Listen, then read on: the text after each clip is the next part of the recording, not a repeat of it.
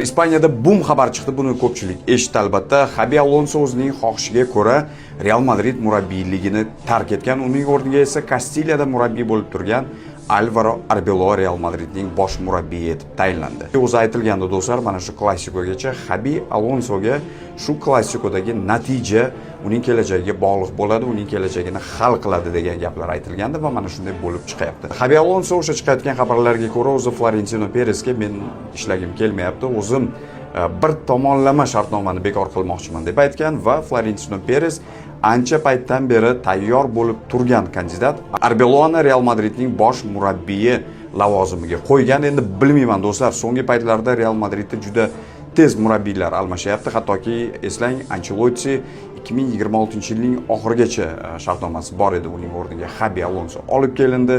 Alonso Bayerda qanday ishlaganini bilasiz, lekin Real Madridda uning ishlari yurishmadi. Va do'stlar, kecha klassikoda to'g'risi bir ikkita kadrlarni ko'rdim. Shunga men video tayyorlab turgandim. Bu paytda bum etib Alonsoning ketgani chiqib qoldi. Mbappe hattoki unga baqirgan, qo'lini siltab. Xabi Alonsoga Real Madridda baribir avtoritet yetishmadi. Yulduzli futbolchilar bilan ishlash to'g'ri, u Bayerda dahshatli o'ynadi, lekin Real Madriddagi va Bayerdagi futbolchi yulduzlarning darajasi boshqa. Hozircha shu Madridda yangi murabbiy.